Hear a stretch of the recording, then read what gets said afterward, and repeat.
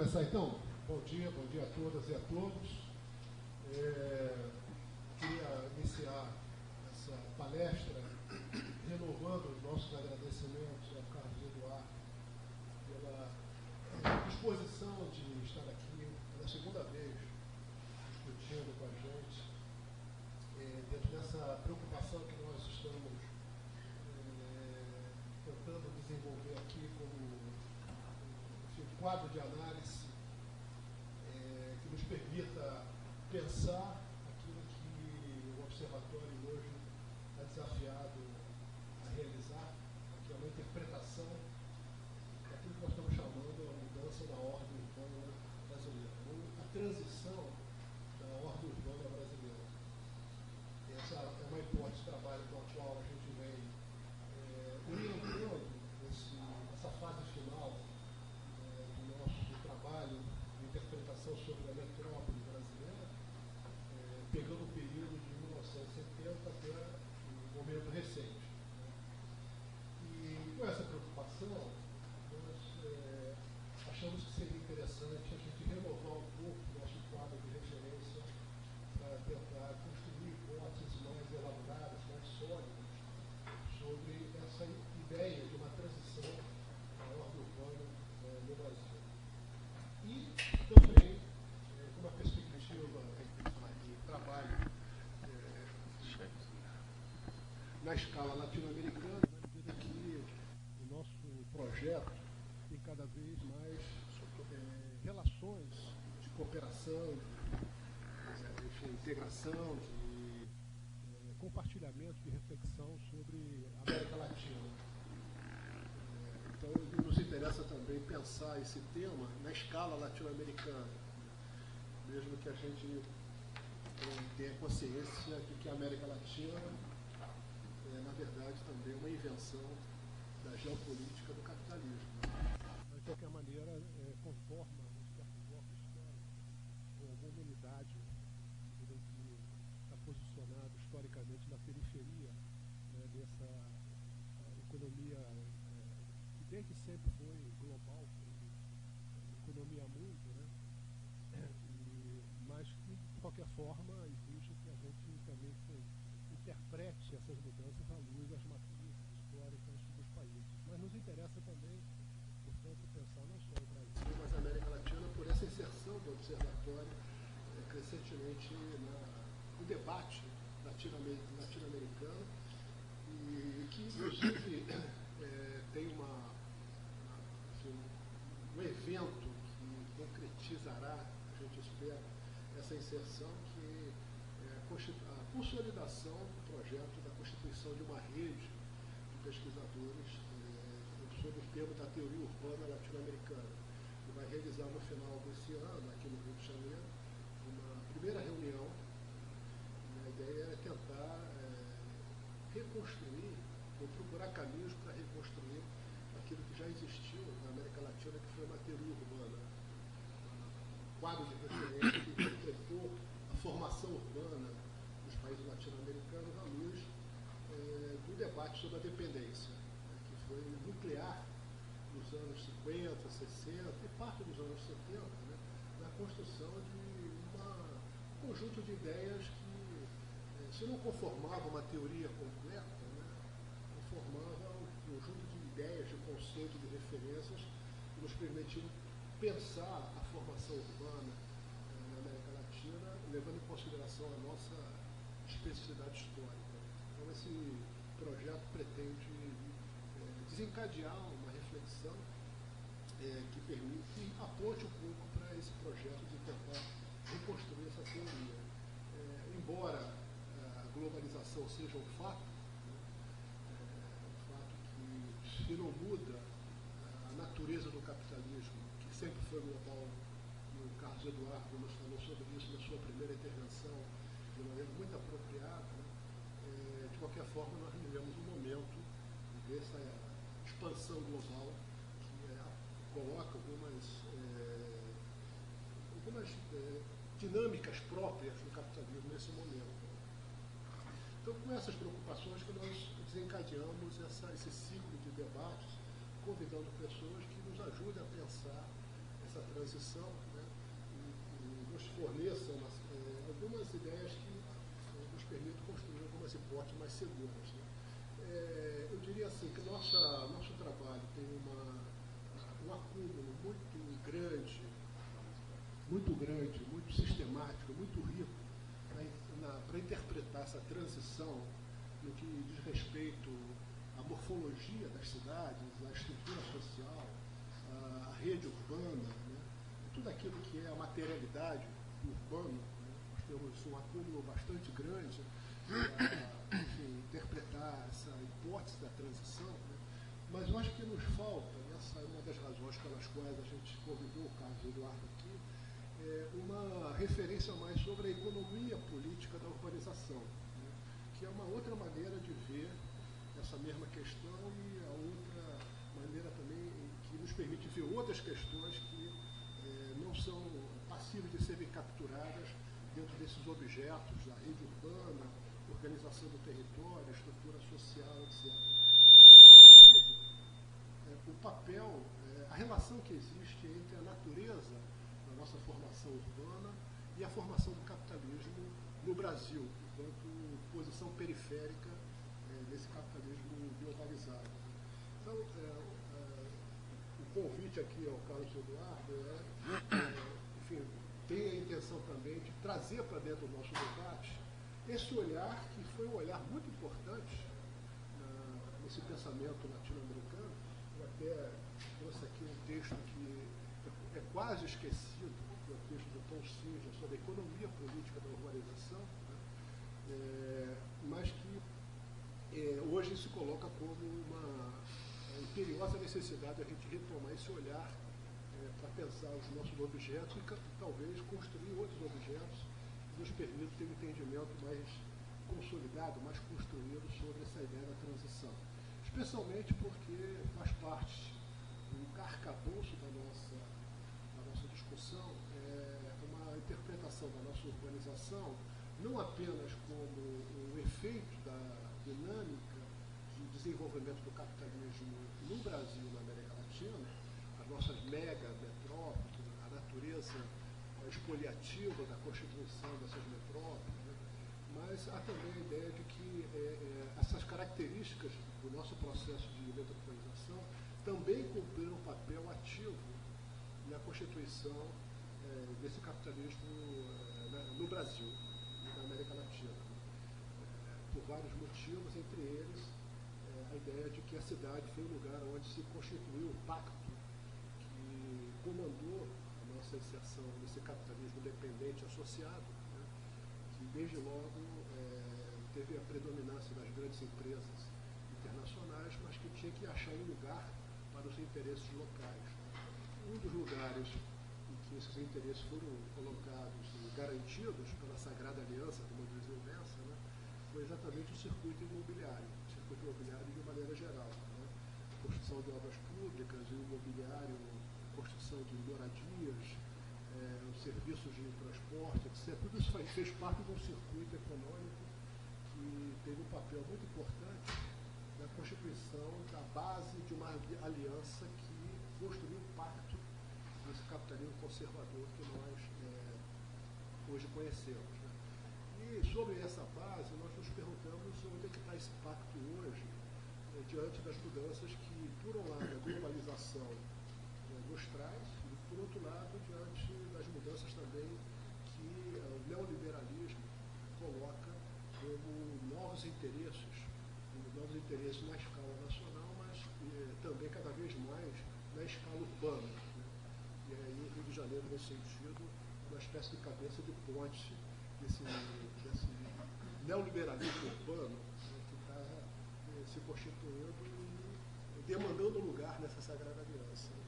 Então, trazer também esse olhar da economia política para a nossa maneira de pensar e pensar a hipótese da transição é também uma busca de pensar que lugar que tem hoje o urbano na constituição do Pacto Nacional que comanda esse momento que nós estamos vivendo, que está muito marcado por esses dois processos, a globalização e o neoliberalismo. Então, por esse motivo que nós achamos que, ao invés de a gente simplesmente se colocar o objetivo de pensar isso autonomamente, chamar pessoas que vêm discutindo isso de maneira sistemática. E o Carlos Eduardo escreveu esse livro aqui, que é um livro excelente, porque faz um balanço geral que renova, inclusive, o debate sobre a dependência e, ao mesmo tempo, retoma os marcos teóricos mais fundamentais,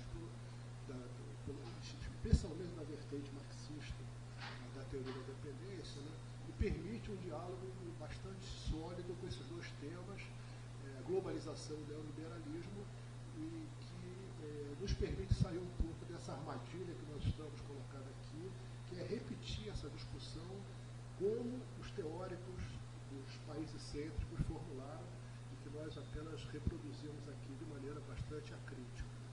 Então, ligar a teoria da dependência com a interpretação da globalização e do neoliberalismo, para nós, é extremamente interessante, e esse livro do Carlos Eduardo faz isso de uma maneira extraordinariamente rica, permitindo uma série de utilização em termos de pensar a etapa que nós estamos vivendo. Então, esses são os motivos desse ciclo. Estou repetindo aqui coisas que eu já disse na primeira palestra aqui do Carlos Eduardo, mas porque também tem novos assistentes aqui. Então, acho que é importante explicar por que nós estamos tomando essa iniciativa. É claro que essa iniciativa vai além das preocupações do observatório. Na verdade, acho que nós precisamos colocar um pouco mais de pensamento histórico na nossa maneira de interpretar o que vem acontecendo como transição, como transformação do capitalismo brasileiro e latino-americano. Então,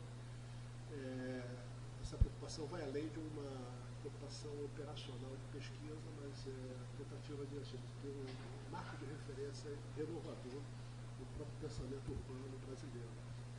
Então, com isso aí eu contextualizo o evento nosso, né, e passo a palavra aqui para o Carlos Eduardo, agradecendo mais uma vez a disposição dele de estar aqui com a gente, agradecendo também a equipe da Web TV, que está transmitindo pela primeira vez essa palestra aqui, com a intenção de alcançar os colegas da rede que estão espalhados nas 15 metrópoles, né, mas esperamos também que outras pessoas possam assistir a essa palestra. Carlos Eduardo, muito obrigado.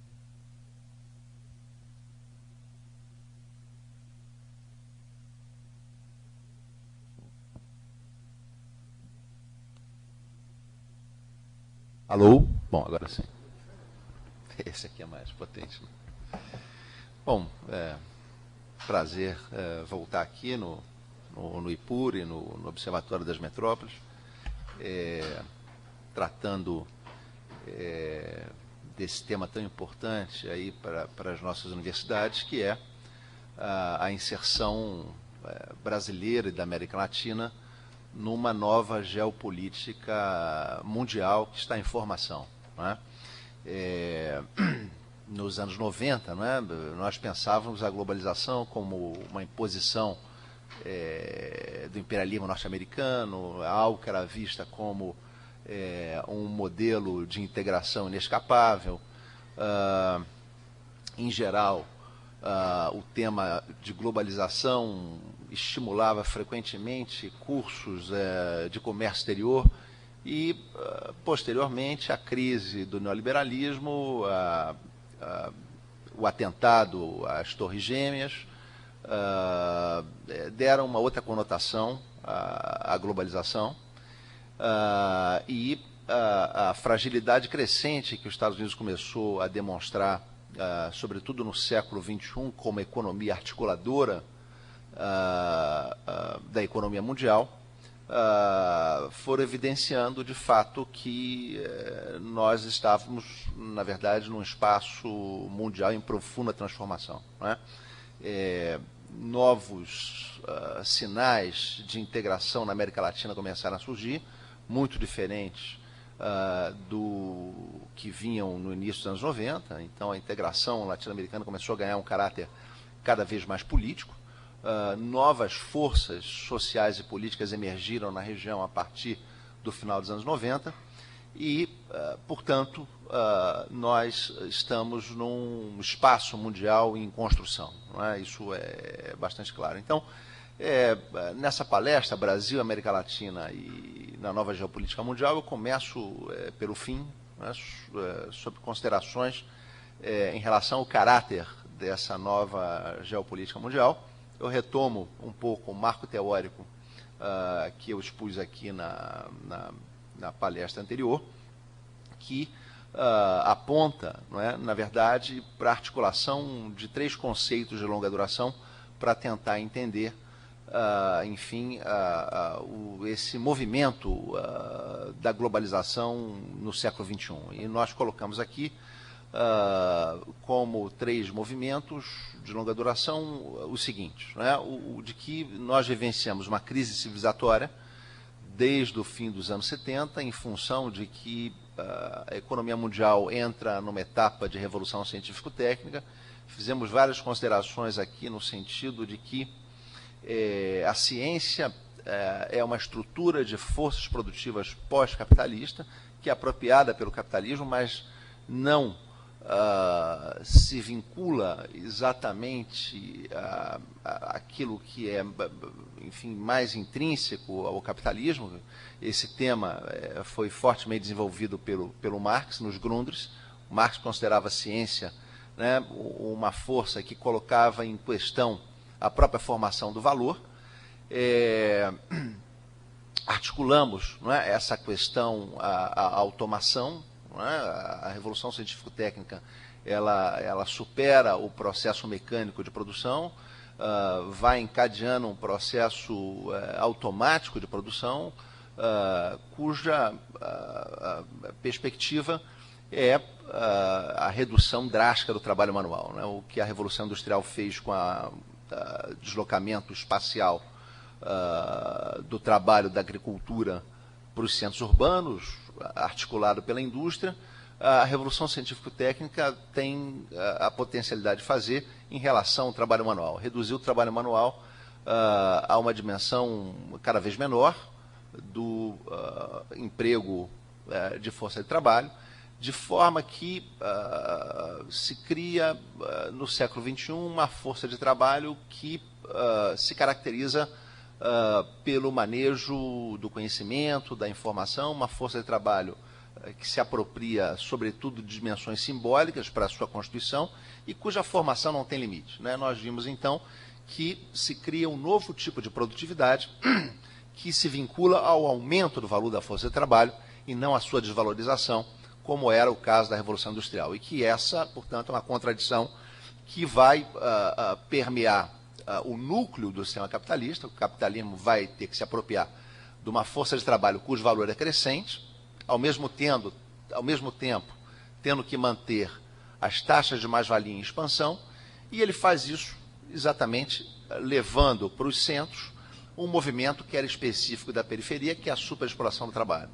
Através da superexploração do trabalho, se paga à força de trabalho um preço que está abaixo do seu valor.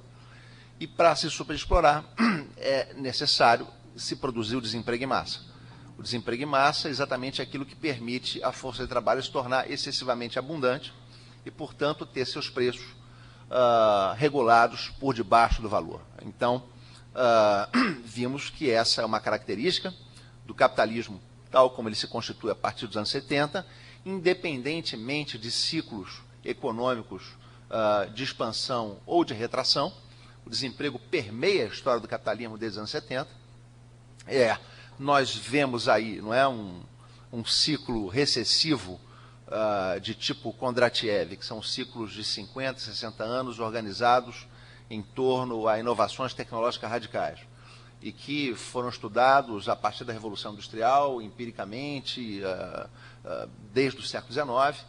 Não é? Nós identificamos esses ciclos em função basicamente de 2 variáveis. Uma é a taxa de lucro e outra é a taxa de crescimento do PIB per capita. Então, ciclos de Kondratiev de expansão têm taxas de lucro alta e taxas de crescimento do PIB per capita mundial altos. Eles se organizam em torno a inovações tecnológicas radicais que se combinam também com inovações organizacionais necessárias para implementar essas inovações tecnológicas. Então, essas inovações organizacionais se dão no plano intrafirma, no plano interempresarial, no plano das políticas públicas nacionais e também no plano das políticas públicas internacionais. Não é? O keynesianismo, por exemplo, foi uma forma avançada de política pública que permitiu viabilizar uma onda longa de crescimento de uma inovação tecnológica radical que começa a se situar aí pelos anos... Alô, saiu o som? Uma inovação tecnológica radical começa a se situar aí pelos anos 10, que é a eletromecânica, mas que só vai ter realmente a sua onda de deslanche com o crescimento econômico a partir dos anos 40, em função de uma série de transformações que são realizadas. Não é? É exatamente o keynesianismo que vai levar ao auge a chamada indústria automobilística. Não é? Então, nós temos, não é, como eu mencionei, não é, um período de desemprego crescente no capitalismo, independente desses ciclos tecnológicos do Kondratiev. Portanto, nós temos um ciclo de Kondratiev depressivo de 73 a 93, um outro expansivo que nós situamos a partir de 94. Esse é um segundo movimento de longa duração. E junto, não é, com esses dois movimentos, nós também temos um outro movimento cíclico que foi muito estudado pela teoria do sistema mundial, que é o da crise da hegemonia dos Estados Unidos. Então, esses três movimentos se articulam, não é? Revolução Científico-Técnica, crise da hegemonia dos Estados Unidos e um Kondratiev de expansão, desenhando, portanto, as configurações dessa nova geopolítica mundial. Não é? Se desenvolve, não é, portanto, nesse Kondratiev, uma série de mudanças na conformação geopolítica mundial bastante importante. Não é? Uma mudança, não é, e que vai evidenciar uma crise importante da civilização capitalista, que se organizou por hegemonias de potências marítimas e hegemonia de potências marítimas constituídas no Ocidente. Uma mudança importante é que há um deslocamento do eixo de crescimento econômico do Ocidente e das potências marítimas para países orientais, sobretudo o leste asiático, e para países com forte vocação continental. Não é? Então, o caso mais típico desse deslocamento do eixo de crescimento econômico é a China. Não é? A China é o maior dos hinterlands, um império de 4, 5 mil anos, com uma população fantástica, que representa 20% da humanidade, um país com forte vocação continental, que historicamente foi um país centrado na sua territorialidade, no seu espaço territorial. Pois bem, a China se torna o grande eixo de centralidade do crescimento econômico mundial. E, junto, não é, com esse deslocamento, não é, do eixo do crescimento econômico, se dá também um fortalecimento dos regionalismos. Não é? Esse também é um ponto bastante importante. Então, de um mundo centrado em hegemonias, começam a se deslanchar, a se desenvolver no mundo uma série de iniciativas regionais que, de alguma forma, vão apontando para a possibilidade da construção de um mundo multipolar no século XXI. Não é? Claro que são ainda apenas ensaios de multipolaridade. O fato da hegemonia dos Estados Unidos estar em crise não quer dizer que essa hegemonia de forma alguma esteja superada. Não é? A crise, não é, dentro da teoria do sistema mundo e da longa duração é vista como um processo extremamente extenso e contraditório. Não é? Na crise, há muitos elementos que o país hegemônico pode utilizar para recriar suas formas de poder antes que sobrevenha um colapso da sua hegemonia, que historicamente sempre esteve muito ligado ao colapso da moeda.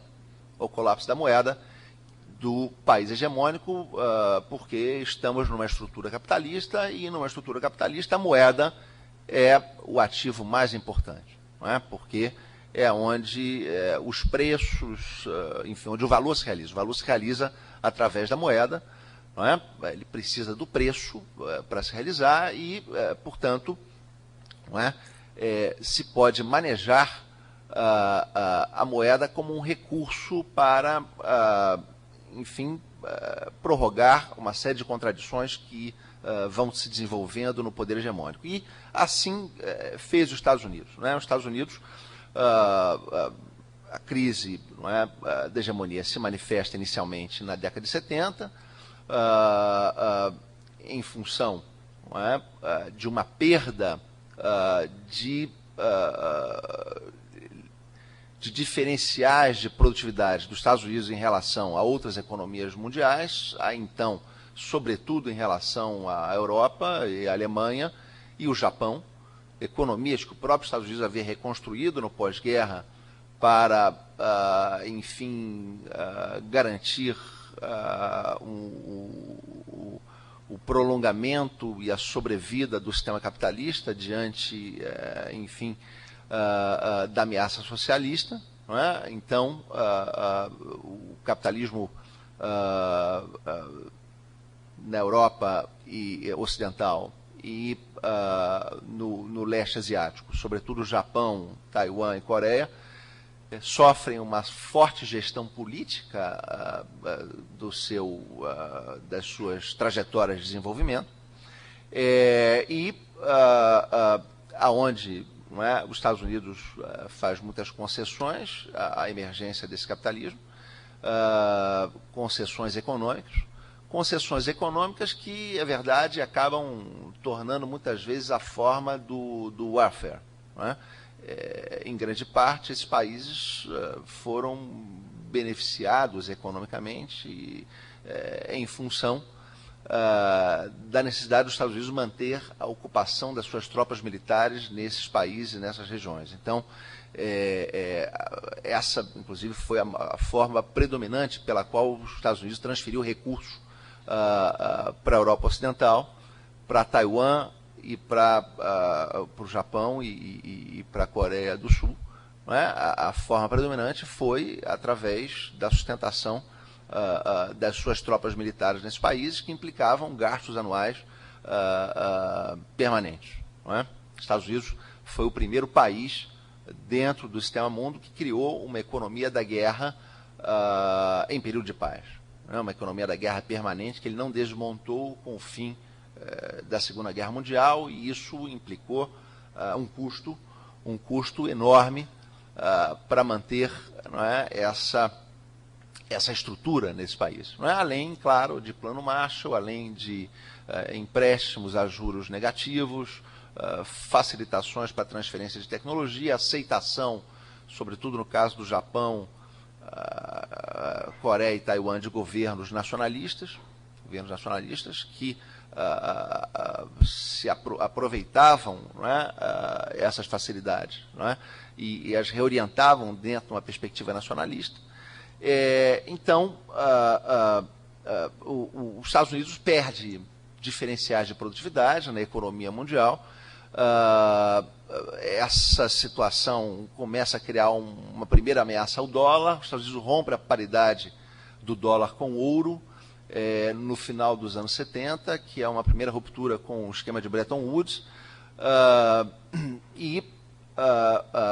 desvaloriza a sua moeda inicialmente. Durante a década de 70, há uma fuga de capitais para fora dos Estados Unidos, fuga de capitais que vai se articular, não é, inclusive nesse momento, com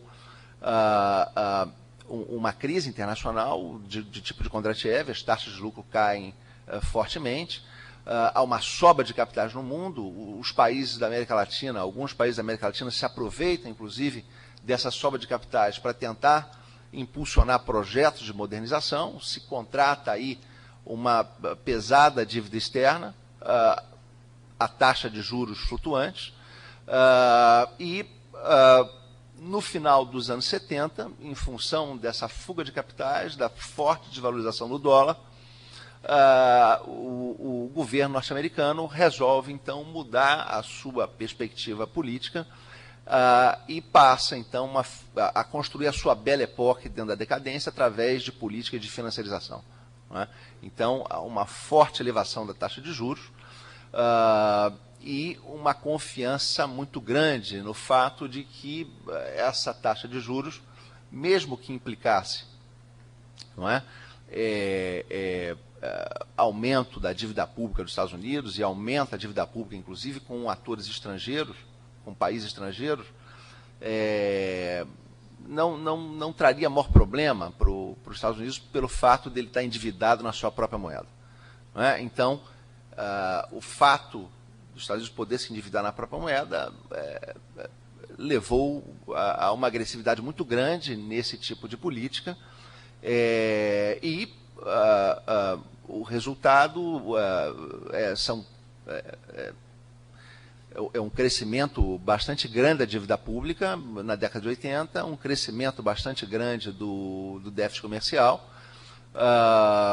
taxa de juros bastante expressivas que chegam em níveis reais. Não é? Claro, a gente no Brasil conviveu com taxas de juros muito mais altas, mas nos Estados Unidos essas taxas de juros do governo Reagan, que em termos nominais chegaram até 2 dígitos, 12, 13, 14, 15%, na prática, em níveis reais, elas chegavam a 6%. As taxas de juros chegavam a 6%. Essa engrenagem leva a uma reengenharia das forças internas no próprio Estados Unidos. Quer dizer, um dos elementos, não é, que se considerava necessário destruir para retomar a taxa de juros nos Estados Unidos é exatamente o pleno emprego. Não é? Então, a ofensiva neoliberal, a ofensiva da financiarização, vai ser uma ofensiva fortíssima contra o pleno emprego. Com isso, vão se baixar fortemente os salários nos Estados Unidos, sobretudo nessa década de 80. Depois, a partir de 95, se estabelece uma certa recuperação do salário nos Estados Unidos, mas que nunca vai chegar, por exemplo, até hoje não chega aos valores que eles tinham no início da década de 70, segundo estatísticas oficiais do Economic Report of the President.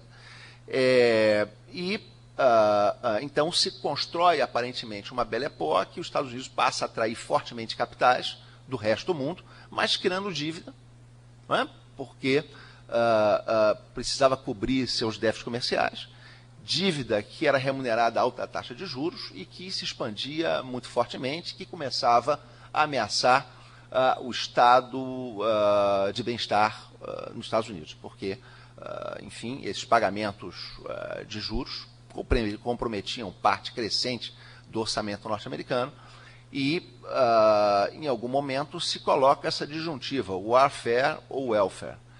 Essa disjuntiva que os republicanos tentavam resolver pela afirmação do warfare acaba derrubando os republicanos do poder e leva à restauração dos democratas, que, entretanto, não vem mais com uma política keynesiana à moda antiga de restaurar o pleno emprego. Não vem mais exatamente por isso, porque essa burguesia norte-americana já está inserida num novo contexto de longa duração. Não é? Sobre a Revolução Científico-Técnica, sobre crise de hegemonia, não há mais como se restaurar o pleno emprego, não é esse o objetivo. Não é? Parte, não é, desse capital que não entra no circuito produtivo dos Estados Unidos, como mencionei, vai para a dívida pública, mas uma parte não, uma parte vai para fora. E a China passa a ser fortemente receptora desses capitais norte-americanos que buscam uma valorização fora dos Estados Unidos, procurando uma força de trabalho mais barata e quase tão qualificada, ou próxima da qualificação com a dos países centrais. Né? Então a China passa a receber fortemente esses capitais e a China articula, na verdade, esse capital estrangeiro a uma dinâmica de crescimento interna que ela já vinha se estabelecendo, né? Que já vinha se estabelecendo nela, né? A China, desde o final dos anos 70, ela entra numa dinâmica de crescimento fortemente acelerada, em função de decisões internas, sobretudo decisões no sentido de desburocratizar o processo de gestão e administrativo chinês. Aí são fundamentais as chamadas Townships and Village Enterprise, são empresas comunais chinesas que serão a base do crescimento chinês de 1980 até meados dos anos 90. São empresas exatamente de caráter comunal, não são nem privadas, nem estatais, e que criam uma dinâmica de crescimento econômico fortemente intensiva na China.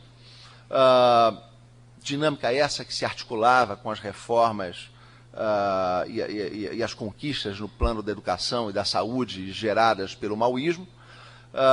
Então, essas duas dinâmicas se encontram aí com o investimento do capital estrangeiro na China, que prolonga, na verdade, taxas de crescimento econômico fortemente aceleradas na economia chinesa. Não é? Então, vai se revelando, uma dualidade na economia mundial. De um lado, os centros capitalistas que baixam suas taxas de investimento para gerar altas taxas de desemprego, que alocam os capitais crescentemente no processo de financiarização e de crescimento da dívida pública, dívida pública que começa a ameaçar os projetos de bem-estar social, do estado de bem-estar social internamente.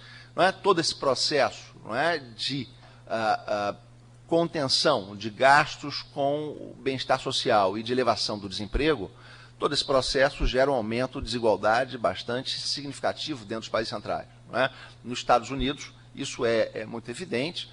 O coeficiente de Gini vai disparar. Nos Estados Unidos vai sair de 0,40 para 0,47, começa a se aproximar aí de níveis latino-americanos.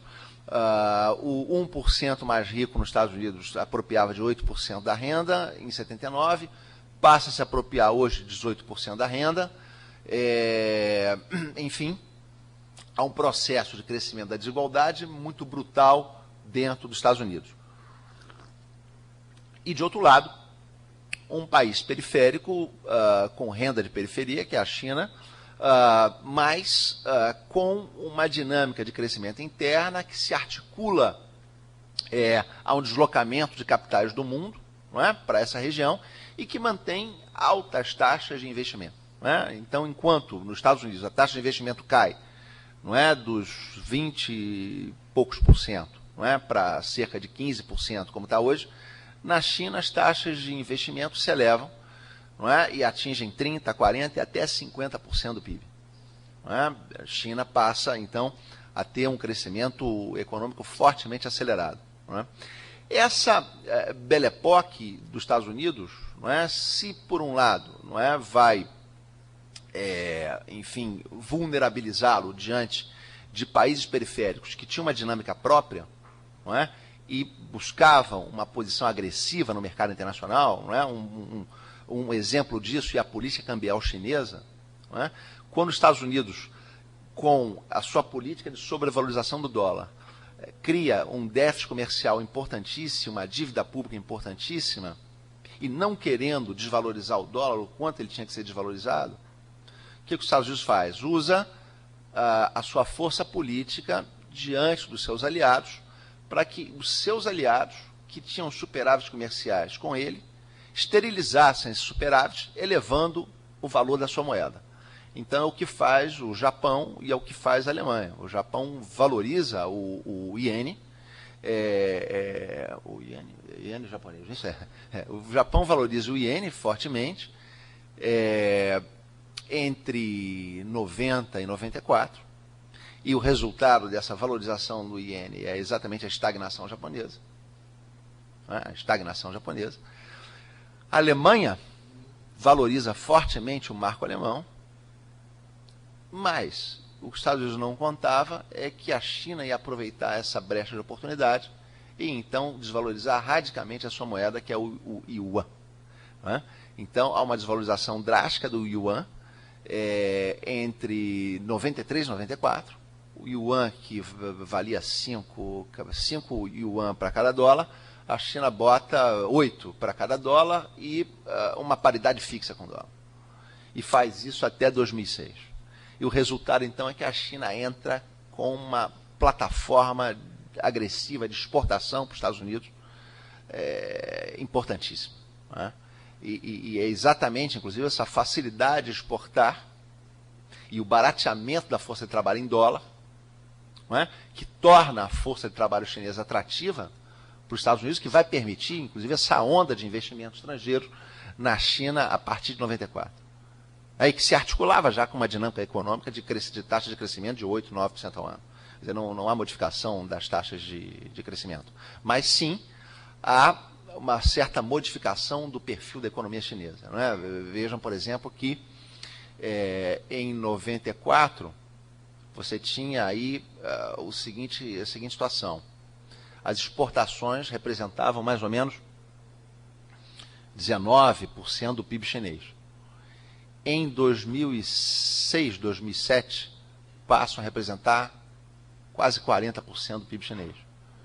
Ou seja, uma orientação de crescimento fortemente marcada pelas exportações e mirando o mercado norte-americano, ampliando dramaticamente um problema que os Estados Unidos tinham, que era o problema do déficit comercial, e que os Estados Unidos já não podia mais resolver, com pressão política sobre a China, porque a China era um Estado revolucionário, um Estado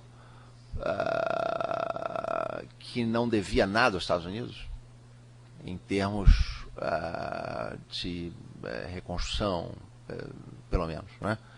Bom, é difícil de dizer que o Japão deve alguma coisa aos Estados Unidos, né? Soltaram 2 bombas atômicas lá, mas foi um país subjugado, né? Foi um país subjugado pelos Estados Unidos no pós-guerra, e a China não.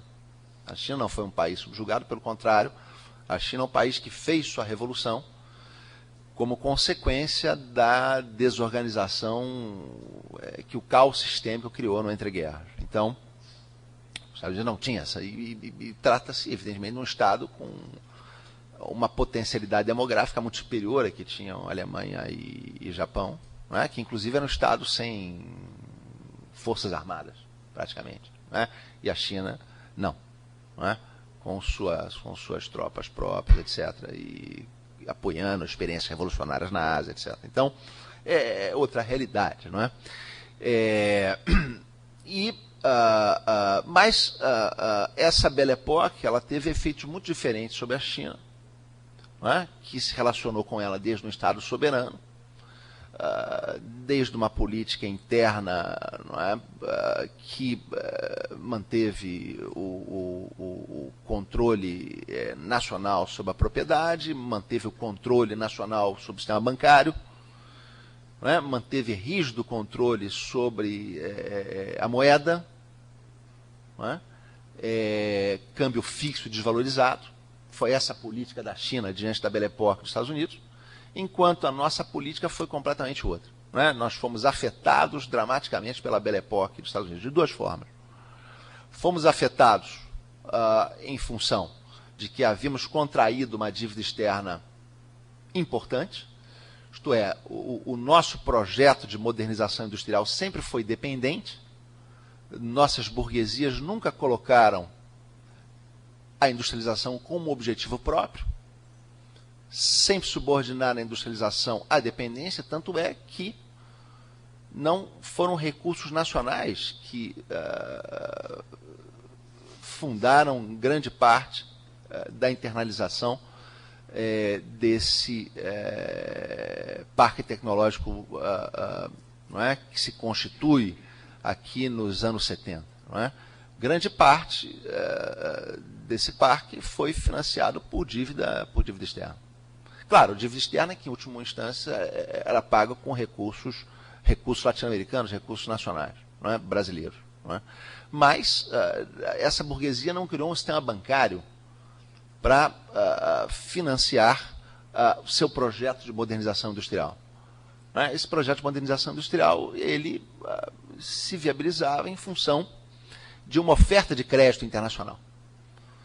Né?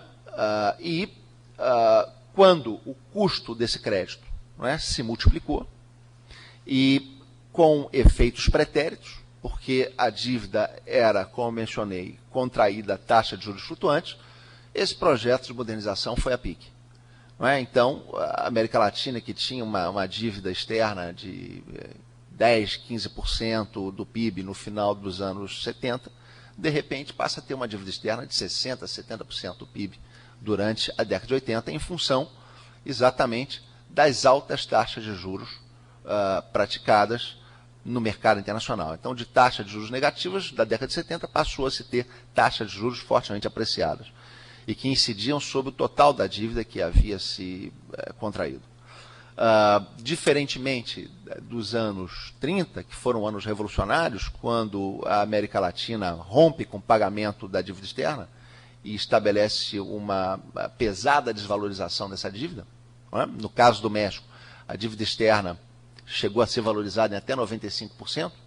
Não é? A dívida é paga, se rompe o pagamento da dívida nos anos 30, e ela só volta a ser paga aí pelos anos 50, não é? No pós-guerra, etc. Não é? Mas há uma pesada moratória que envolve a quase totalidade dos países latino-americanos. Poucos não entraram nessa moratória, entre eles a Argentina, que começa fortemente a perder protagonismo na América Latina. Não é? O Brasil consegue também uma desvalorização expressiva da sua dívida externa no período. Mas na década de 80 não. A pretensão é pagar os juros e o total da dívida externa. Que é uma coisa completamente absurda. Não é?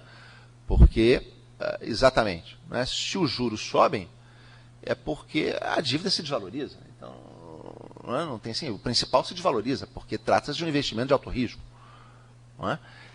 Não tem sentido você alimentar o total da dívida com altos juros. Tem sentido em termos de mercado. Só o poder coercitivo do Estado para tornar isso realidade. Só o poder de coerção e o uso do poder de coerção, evidentemente, por atores que se interessam por esse tipo de política. E os atores que se interessavam por esse tipo de política eram a burguesia internacional e uma burguesia interna dependente associada, que historicamente sempre buscou o superlucro e sempre compensou essa busca de superlucro em condições assimétricas com a superexploração do trabalho, que é uma teoria criada aqui no Brasil, na América Latina, através do pensamento do Mauro Marini e do Teotônio dos Santos. A ideia de que, historicamente, o nosso capitalismo foi um capitalismo apoiado na superexploração do trabalho, a superexploração do trabalho que se caracterizava por 4 mecanismos, que são o aumento da jornada de trabalho sem o aumento correspondente de salário, o aumento da intensidade, a mesma coisa, sem aumento correspondente de salário, a redução salarial ou o aumento do valor da força de trabalho sem o aumento salarial correspondente. Isso explicaria, enfim, os altos níveis de desigualdade que permeavam o nosso capitalismo, e permeiam o nosso capitalismo, que apesar de ser um capitalismo mais fraco, é um capitalismo muito mais desigual do que o capitalismo dos países centrais.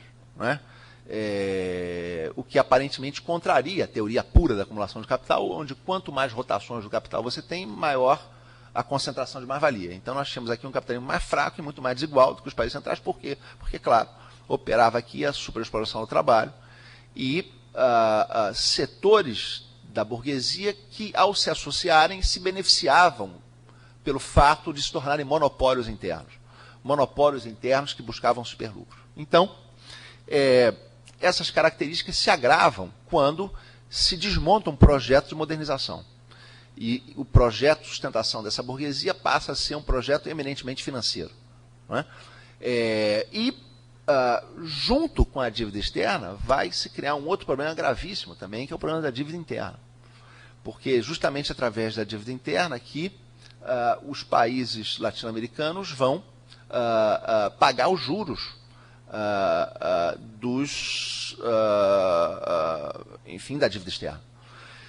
Porque é exatamente através da apropriação dos dólares obtidos pela exportação que se pagava uma dívida externa contraída em dólar. Não é? Então, havia que se tomar os dólares dos exportadores e, com esses dólares, pagar os juros da dívida externa e as amortizações. E se pagava aos exportadores como? O que se pagava? Se dava aos exportadores moeda nacional? Não. Se dava aos exportadores o quê? Títulos da dívida interna.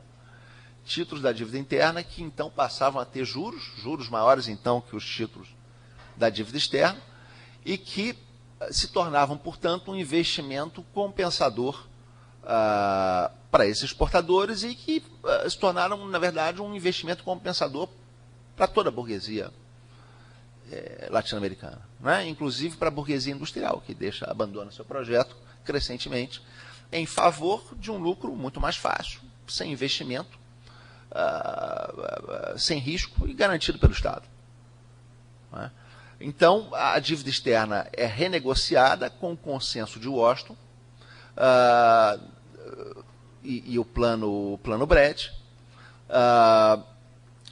Através do plano Brad se aceita desvalorizações do principal da dívida, se aceita reduzir taxa de juros, mas em contrapartida de quê? Em contrapartida da liberalização financeira e comercial da América Latina e de uma política cambial totalmente diferente da política chinesa. Enquanto a política chinesa era câmbio fixo e desvalorizado, nós tínhamos aqui política de câmbio fixo e supervalorizado, onde nós subsidiávamos a concorrência externa. Né? Era o período do Plano Real, né? Lançado estrategicamente durante a Copa do Mundo. Durante a Copa do Mundo, que tragicamente, ou não, enfim, o Brasil ganhou.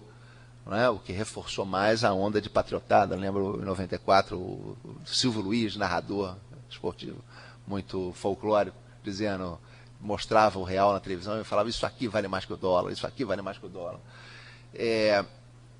Enfim, esse projeto, evidentemente, arrebenta a nossa indústria, ajuda a arrebentar a indústria, porque, imagina, e o que é a nossa burguesia industrial? Uma burguesia industrial que aceita isso, que aceita um Estado que faça uma política de subsídio à concorrência estrangeira. Não é?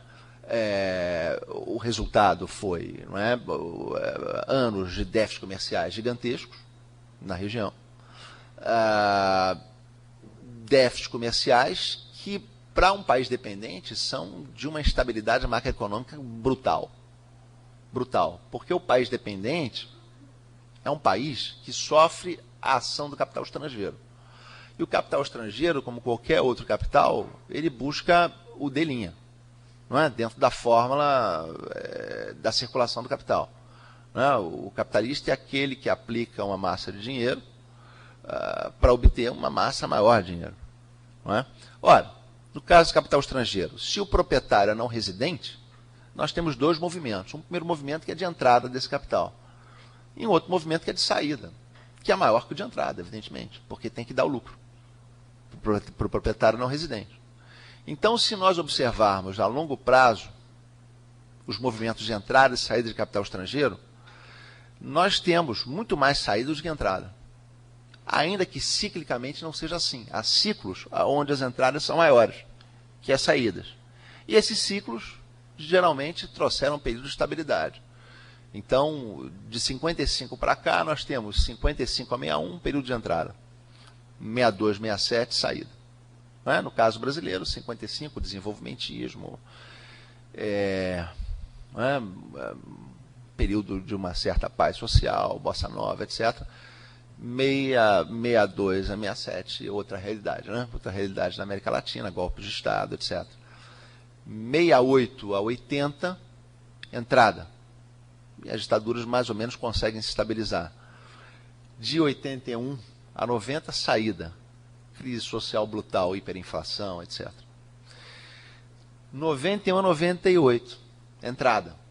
E nós temos os governos neoliberais se firmando e conseguindo implementar o seu chamado populismo macroeconômico, que era um populismo de direita, que é exatamente esse, da sobrevalorização cambial, mercadorias estrangeiras mais baratas, mas também desemprego crescendo. Desemprego crescendo fortemente, endividamento brutal do país. Endividamento que se constituía, não é? Quer dizer, esse endividamento brutal do país, né, que se constituía fortemente pela dívida interna ou dívida externa e entradas de capital, não é? Quer dizer, se cria um déficit comercial nesse período, não é? Que desmonta os superávites anteriores, com superávites é que se pagava historicamente essa saída de capital. Então a América Latina sempre teve superávites muito importantes, não é? Na sua história, e eles eram justamente fundamentais para a América Latina poder pagar pela descapitalização que ela sofria, pois na década de 90, que é o período de afirmação do neoliberalismo com populismo macroeconômico, você tem déficits comerciais que são cobertos com entradas de capital. Entradas de capital que vão, não é?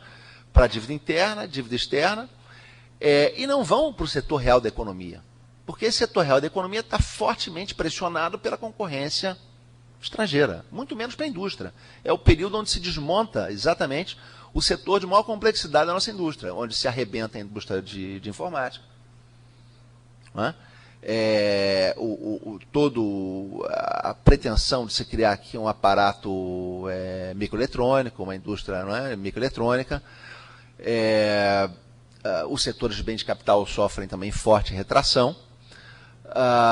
E, por outro lado, vai se ensaiando uma nova inserção externa, ou pelo menos essa é a pretensão de muitos governos latino-americanos, que é a de uma inserção primária exportadora, uma retomada das exportações via produtos primários, não é? Minerais ou agrícolas. Não é? E essa era a grande reivindicação das nossas elites frente aos países centrais. Abram seus mercados para os nossos produtos agrícolas. Deixem os nossos produtos agrícolas competir em condições de certa equivalência com os seus. E os países centrais não permitem. Não permitem por proteção ao seu setor agrícola, que é um setor, inclusive, que congrega uma parte pequena da população. Nos Estados Unidos, 2% da população. Na Europa, na União Europeia, em média, 5% da população, mas fazem políticas de proteção a esse setor, sobretudo através de subsídios. Né? Os subsídios que se dá a esse segmento, muitas vezes, são equivalentes a 40%, 50% da produção. O Japão também faz política de proteção a esse segmento. E não se consegue avançar. Não é? A ALCA, em parte, fica travada por isso, exatamente por essa pretensão e pela incapacidade de se resolver essa questão nos países centrais. Então, quando a possibilidade de continuar a atrair capital estrangeiro pela via do endividamento se chega a um esgotamento na década de 90, cai o pano, né? Cai a máscara. Né? E a população latino-americana se dá conta do quanto foi ludibriado, né? Do quanto que teve que suportar, né, certos aspectos já negativos, como a alta taxa de desemprego, mas que, em parte, não tinha a explosão social que deveria ter, porque, por outro lado, havia um aumento do poder de compra de certos setores pelo fato de que se comprava mercadoria importada e mercadoria importada a preços baratos pela sobrevalorização da moeda nacional. Então, quando há a necessidade de se ajustar a moeda ao seu valor real, há então a conjugação desses dois movimentos, né? Uma forte perda salarial com o aumento do desemprego que criava um novo patamar para o mercado de trabalho na região. E o resultado, então, é o colapso desses governos neoliberais. Na América Latina, então, surgem novas forças. Não é? A América Latina passa a estar dividida, a partir do final da década de 90, em 3 forças, basicamente. Nós podemos indicar aí, não é, um nacionalismo popular, não é, de tipo mais radical, integracionista, que aponta, não é, para um capitalismo de Estado com forte dimensão popular, ensaiando algum tipo de transição para o socialismo. É o caso aí da Venezuela, Bolívia, não é, certa medida Equador, Argentina, não chega a apontar para uma direção socialista, mas sim para um capitalismo de Estado redistributivista, com forte dimensão popular, forte confrontação com as oligarquias internas. Então, esse é um conjunto de forças políticas da região. Um outro conjunto de forças são o de uma centro-esquerda na região, e que é uma espécie de terceira via latino-americana. Uma terceira via que busca não desmontar os fundamentos da economia política neoliberal, sim reformá-las, mas não desmontá-las, e acrescentar políticas sociais compensatórias. Não é? Então, é o caso do Brasil, do Uruguai, do Chile, da Bachelet. No caso brasileiro, não é? Se rompe com o câmbio fixo e sobrevalorizado em favor do câmbio flutuante, que dá muito mais gordura para a nossa economia, vai permitir a recuperação do saldo comercial, porque o real, por exemplo, que se diz, não é, que o real é uma moeda estável. O real teve uma oscilação de quase 500%, 600%, não é, entre 98 e 2003, porque o real saiu, não é, ou 94, não é, 2003, o real saiu de 0,8 por dólar para ser uma moeda que valia mais do que 4, não é? 4 reais valia $1. Não é? Então, uma oscilação brutal, não é, do valor. E outras moedas latino-americanas também entram todas nesse movimento flutuante, não é? Se desvalorizando fortemente com a saída de dólares que acontece na região pela saída, não é? Porque, exatamente, não é? 91, 98, nós temos um movimento de entrada de capital estrangeiro.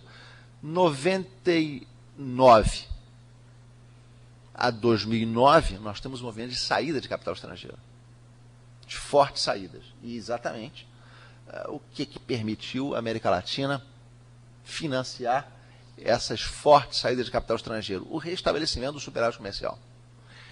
Mas o superávit comercial da América Latina se restabeleceu aí de maneira muito especial e contou com um apoio que ele não tinha historicamente, nunca teve, que é o apoio da China. A China entrou como forte importadora das mercadorias latino-americanas, e a China, pelo fato, não é, de crescer muito, apesar de que a China, não é, reorientou a sua economia para exportação para os Estados Unidos, as taxas de crescimento chinês eram altíssimas. Não é? E não era possível que a China se desenvolvesse sem aquecer fortemente seu mercado interno. E um mercado interno com um patamar de consumo periférico, e que, portanto, demandava produtos básicos, e que, portanto, permitia a compra de mercadorias de baixa intensidade tecnológica, que a América Latina tinha abundância, sobretudo porque havia destruído grande parte do seu setor industrial. Então, a China vai entrar dinamizando fortemente as exportações latino-americanas pela via primária exportadora. Não é? E a América Latina, não é, vai se beneficiar de uma conjuntura aonde, não é, vai se reverter a relação tradicional de preços entre produtos primários e produtos manufaturados. Os produtos primários vão subir de valor muito acima dos produtos manufaturados, que, pelo contrário, vão se desvalorizar, exatamente pelo fato de que a China ia competindo por ser o grande polo industrial do mundo. Não é? Há um movimento claro da China no sentido de deslocar grande parte da indústria para ela. Não é? Se nós pegarmos os dados, por exemplo, sobre o PIB industrial mundial. Os Estados Unidos tinha, na década de 90, 25% do PIB industrial no seu país.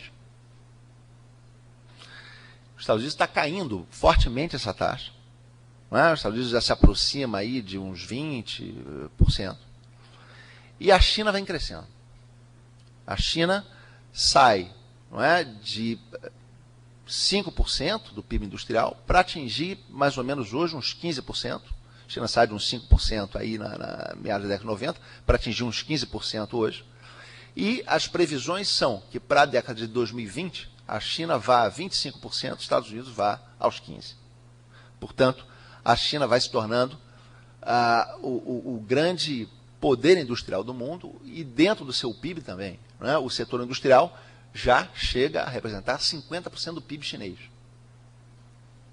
E, portanto, a China se torna fortemente demandante de produtos primários. Ainda que, é importante mencionar, a pauta importadora chinesa seja ainda majoritariamente produtos manufaturados.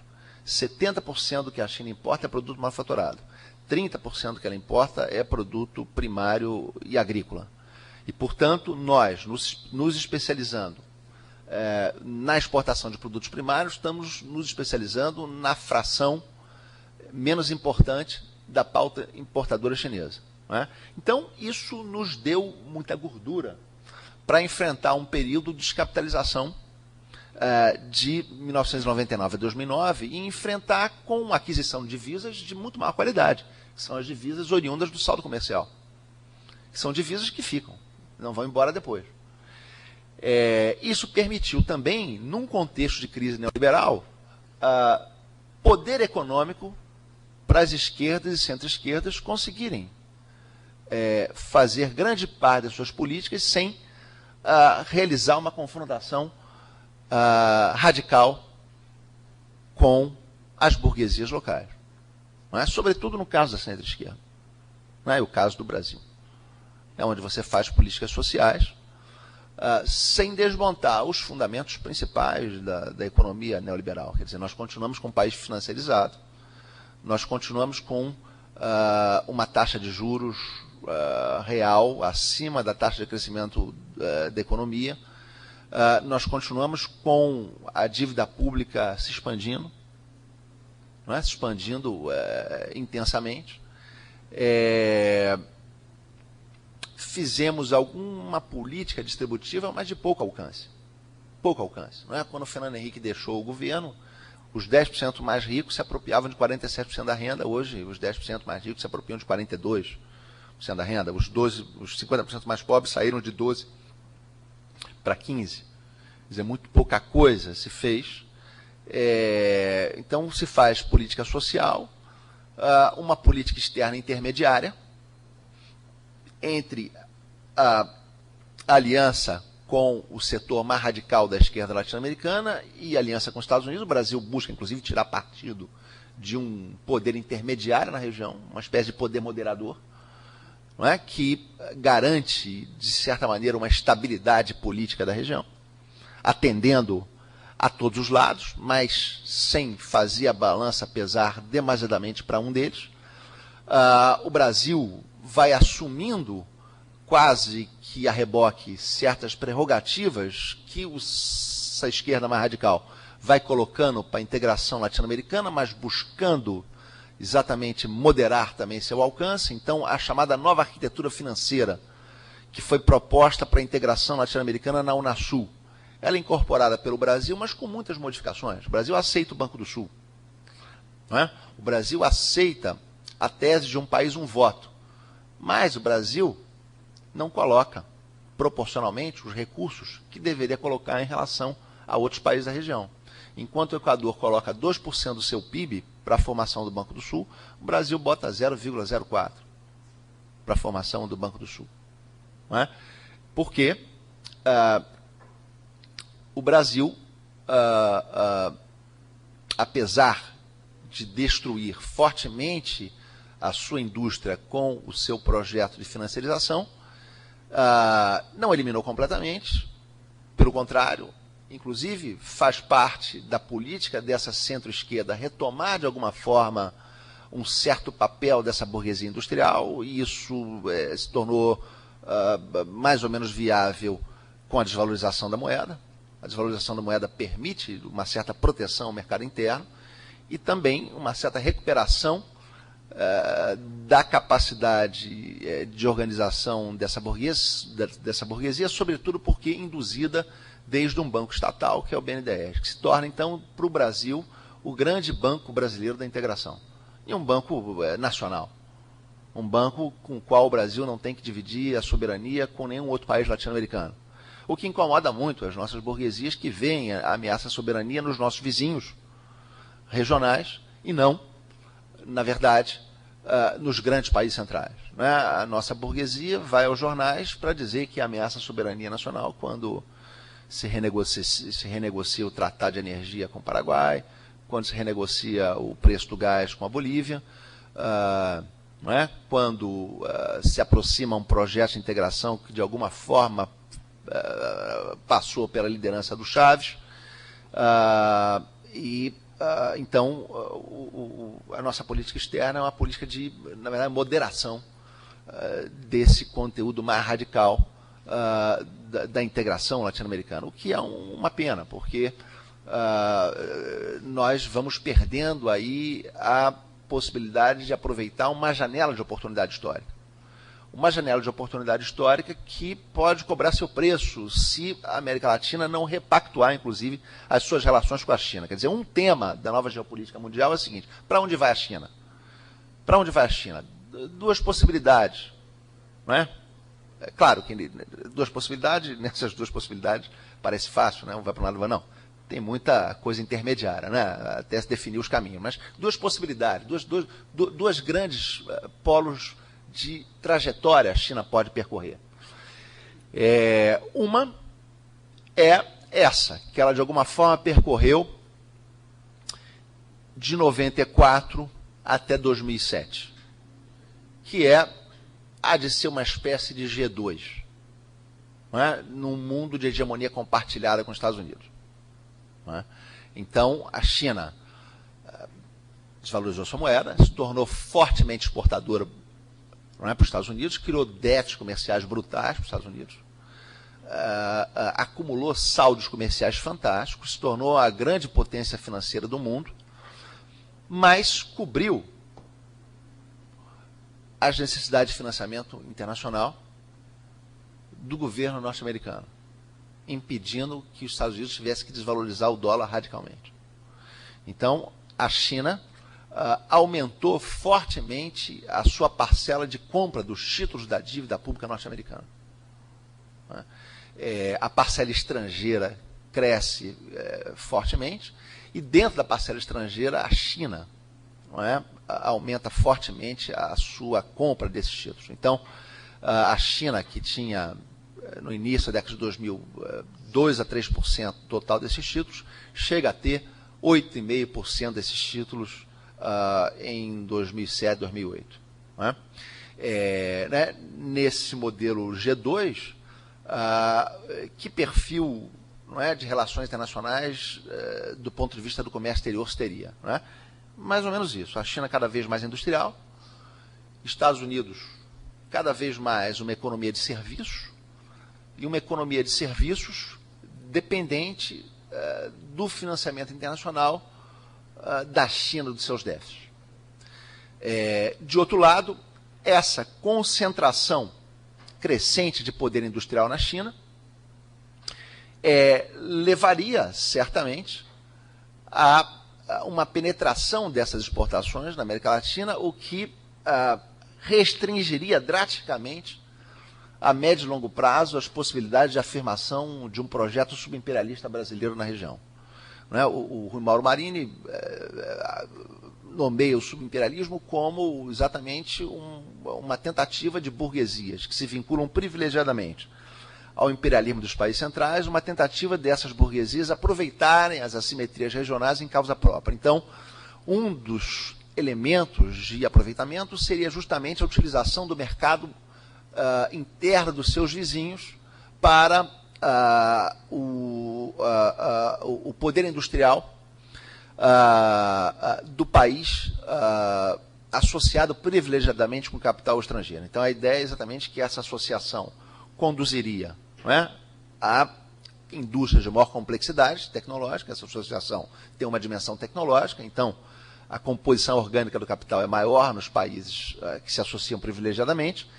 Eles têm problemas de realizar as suas mercadorias do mercado interno por causa da superexploração do trabalho. Uma parte delas encontra dificuldades de se realizar no mercado interno e busca, então, o mercado regional dos países vizinhos para se efetivar. E, de fato, né, o Brasil vem tendo um superávit comercial com a América do Sul brutal. E um superávit pautado justamente na exportação de manufaturas. Né? O Brasil tem com a economia sul-americana uma relação inversa que tem com a economia mundial. Com a economia mundial, o Brasil é fortemente superavitário, e superavitário em produtos agrícolas e primários exportadores. No caso latino-americano, o Brasil é superavitário em produtos manufaturados. Né? E compra da região exatamente produtos agrícolas. Né? Uma ofensiva de uma expansão industrial chinesa para a região, evidentemente, tenderia a deslocar comércio que hoje o Brasil tem com os seus vizinhos para a China. Não é? Então, as perspectivas de médio e longo prazo de um subimperialismo brasileiro seriam muito limitadas caso se afirme um G2. Caso se afirme um G2, também a China seja um polo cada vez mais de concentração industrial, e a América Latina também não desenvolva processos de integração mais profundos que permitam romper com a dependência, permitam reduzir suas assimetrias internas, permitam recuperar suas pretensões industriais. Caso a América Latina continue, enfim, a trilhar o caminho da dependência e se vincule nessa medida com a China, nós poderíamos nos ver diante de uma conjuntura daqui a 10, 15, 20 anos negativa. Se, por exemplo, a economia mundial entrar num ciclo recessivo. Se a economia mundial entrar num ciclo recessivo, vai diminuir fortemente a demanda da China de matérias-primas e produtos primários. Segundo, independente de um período recessivo, a tendência de longo prazo é que diminua relativamente essa demanda. Por quê? Porque a pauta de consumo chinesa vai se tornar cada vez mais sofisticada e, portanto, cada vez mais intensiva em consumo de serviços e produtos manufaturados. Terceiro, o aparato tecnológico chinês vai se sofisticando e vai cada vez mais reduzindo a sua necessidade de matérias-primas e insumos para gerar produtos. Então, a China pode vir a se tornar, um dos aspectos da teoria do sistema mundo interessante é exatamente esse, né? Que você pode pensar repetições históricas. Né? A teoria do sistema mundo trabalha com um tempo estrutural, que é um tempo secular do sistema, e com ciclos. Então, você pode postular que velhas questões se repetem em outro ponto. Se um cenário desse tipo se realizar, quem seria a China para a América Latina? Seria uma nova Inglaterra. A China faria para a América Latina o papel que a Inglaterra fez no final do século XIX e primeiras décadas do século XX. Não é? Isto é, meteu a América Latina numa brutal crise de balança de pagamentos, em função de uma brutal deterioração dos produtos primários. A diferença é que a China é muito maior que a Inglaterra. Muito maior que a Inglaterra. E, portanto, os efeitos seriam muito mais drásticos. Não é? Então, essa é uma possibilidade de que um G2 se afirme e se tenha um cenário ruim, onde também essa possibilidade de conciliar políticas de distribuição de renda com o atendimento das necessidades das oligarquias latino-americanas se reduz fortemente, não é? Porque não há um cenário internacional favorecendo o superlucro, nem a acumulação de divisas para a redistribuição interna. Então, esse espaço se reduziria fortemente. Isso, as pessoas às vezes tendem, não, nós estamos agora, tendem a ver o mundo de maneira progressiva e linear. Não é assim. Ora, se o Estado de bem-estar social, que foi muito mais poderoso nos países centrais, foi destruído pelo neoliberalismo, o nosso Estado, o nosso projetinho de Estado de bem-estar social aí, de uma década não vai ser ameaçado por uma retomada da ofensiva da direita? Não é?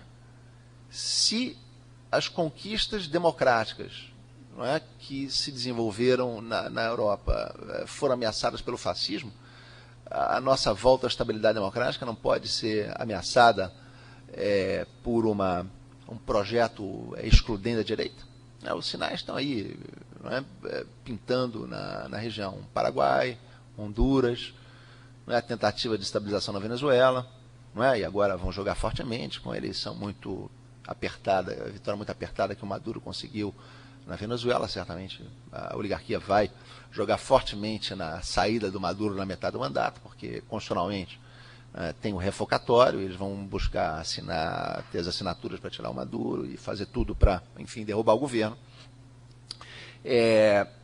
Mas, claro, há um outro cenário que não é esse, há um cenário que pode interessar, a meu ver, a China, ao Brasil e a América Latina, que é um cenário onde a China sai da esfera do G2 e busca uma outra esfera de atuação que tem nos BRICS um instrumento importante. Nesse sentido, eu não vejo BRICS e integração latino-americana como polos que se opõem, pelo contrário, vejo como polos que podem se complementar, polos que apontam no sentido da multipolaridade. Não é? Essa complementação pode se dar de que forma? Bom, primeiro, para a China não é bom se articular aos Estados Unidos. Não é bom se articular aos Estados Unidos, por quê?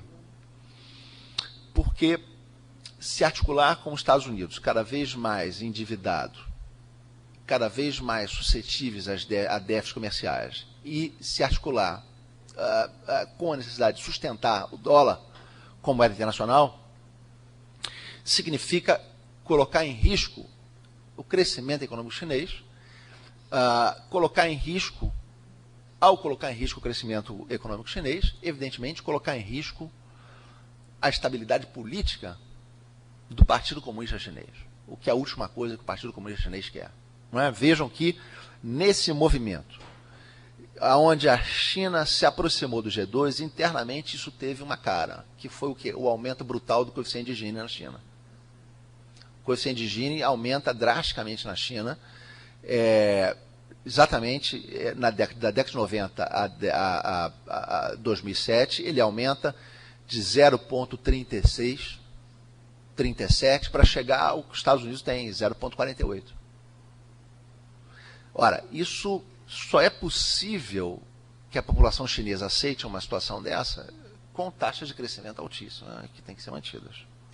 Agora, desde a crise de 2008, que a China começa a reverter sua política em relação aos Estados Unidos. E os sinais são claros. Né? A China começa a diminuir a compra de títulos da dívida pública dos Estados Unidos, e diminui sua exposição nesse sentido. Então, a China, que tinha 8,5% dos títulos da dívida, começa a cair já para 7,5%, 7%. Outro fator, a China começa a valorizar a sua moeda. A China começa a valorizar a sua moeda para deixar de ser essa plataforma de exportação industrial para os Estados Unidos. Então é muito claro, quer dizer, a China começa a valorizar a sua moeda desde 2006, na verdade, e hoje a moeda chinesa está muito próxima ao valor em relação ao dólar que ela tinha em 94, antes de se implementar a desvalorização radical. Então, há claramente um movimento da China no sentido de diminuir a sua atuação como país exportador e aumentar o direcionamento chinês de crescimento para o hinterland, para o mercado interno. Então, por exemplo, se as exportações chinesas saltaram de 19% do PIB para quase 40% em 2007, 2008, de 2007, 2008 para cá, elas caíram de quase 40% para 30%. Então, há um movimento muito forte no sentido de desenvolver o mercado interno chinês e de que o mercado interno seja o eixo mais dinâmico desse crescimento. Os BRICS também, justamente, se formalizam e ganham organicidade a partir da crise de 2008 e 2009.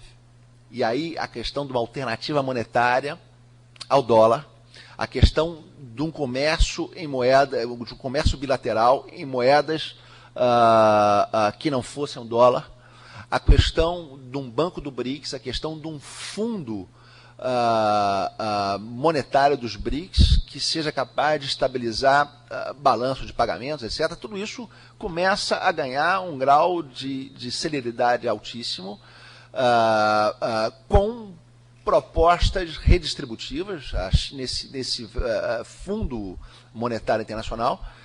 A regra é a seguinte: o país tem direito a tirar em proporção inversa aos seus aportes. Então, a China que menos pode tirar, e a China botou 41%. Não é?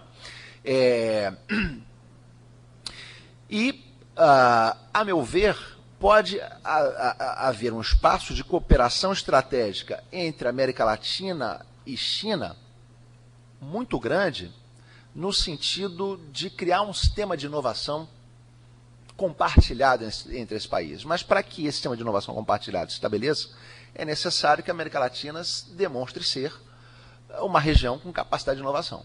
Senão, evidentemente, ela não vai oferecer essa externalidade à China. Mas é do interesse da China, por exemplo, não ser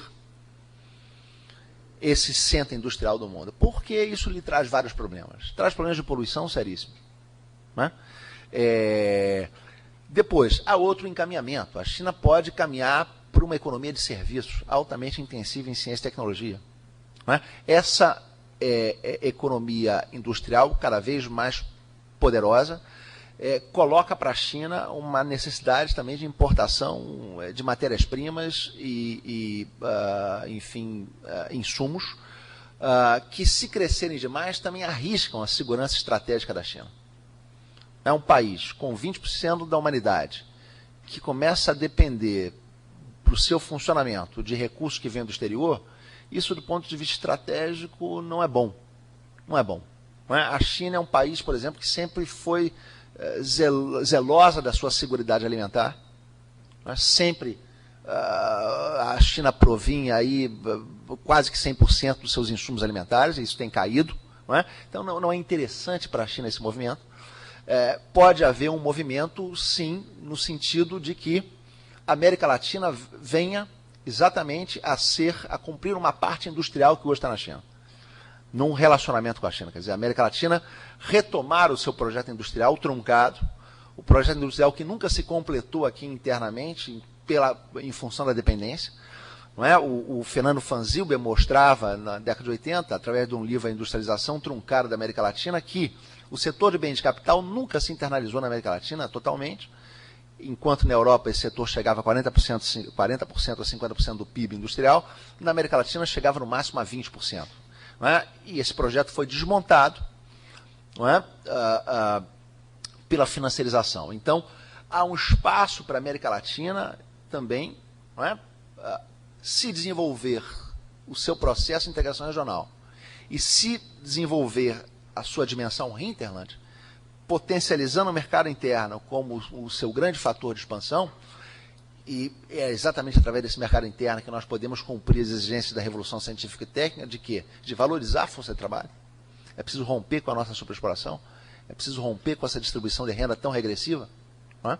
Se nós atuarmos nesse sentido, nós poderemos vir a ter uma cooperação estratégica com a China, ser um parceiro forte do BRICS.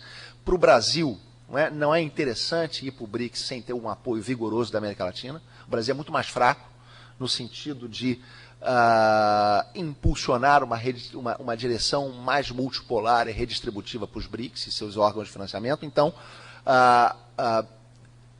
interessa, não é, teoricamente, para o Estado brasileiro isso. Mas, claro, esse Estado brasileiro não é o Estado das nossas oligarquias. Teria que ser um Estado popular. Não é? Nesse sentido, que modelo de desenvolvimento se pode buscar nesse mundo multipolar para a América Latina? Que modelo de desenvolvimento pós-neoliberal se pode buscar?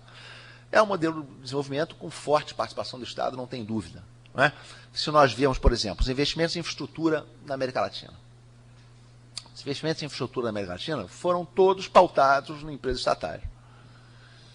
Na década de 80, por exemplo, quando se tinha, a primeira metade da década de 80 ou década de 70, quando se tinha uma taxa do PIB importante investida em infraestrutura, 70% a 80% dos investimentos eram feitos pelo Estado e empresas estatais. Quando o Estado saiu fora, os investimentos caíram drasticamente. Os investimentos caíram de 3%, 4% do PIB para 1,5%. Então, é muito difícil se ter investimento em infraestrutura com o setor privado. E é muito difícil se ter investimento em pesquisa e desenvolvimento com corporações multinacionais, por razões globais. Os dados mostram que as corporações multinacionais não internacionalizam de maneira minimamente suficiente a pesquisa e desenvolvimento. Por quê? Porque é o filé mignon, exatamente onde a logística da simetria estratégica está concentrada.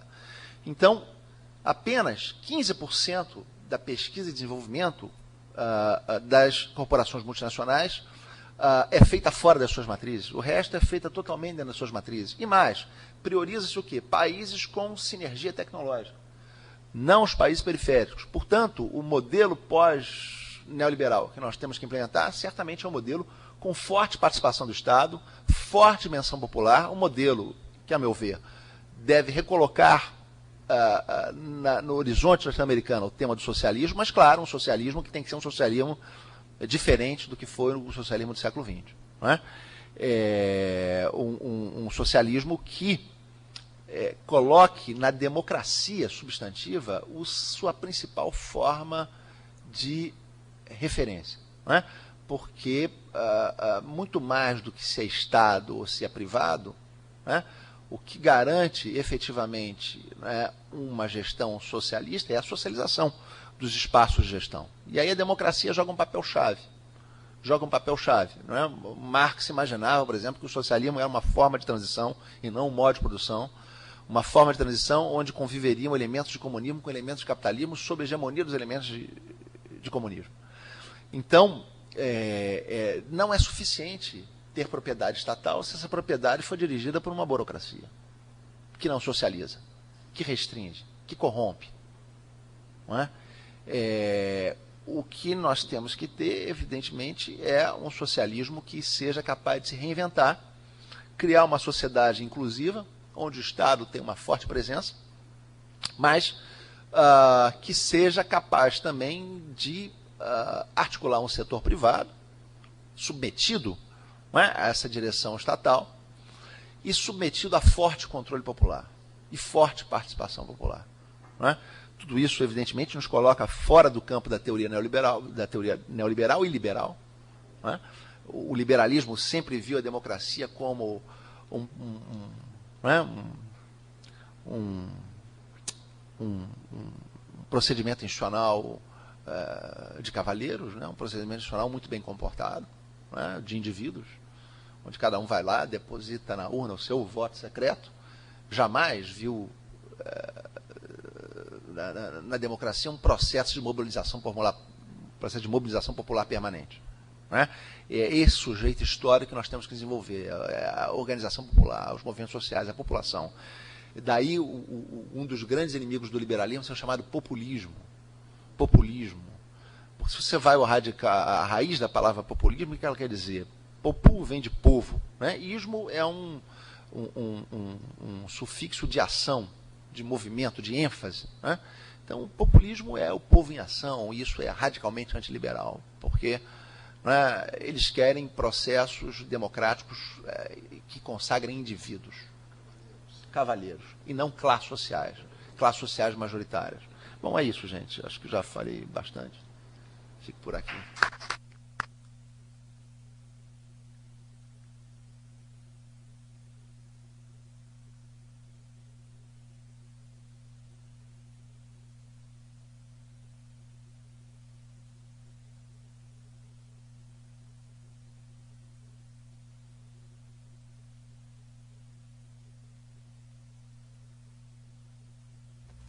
Quer sentar aqui nessa? Senta aqui.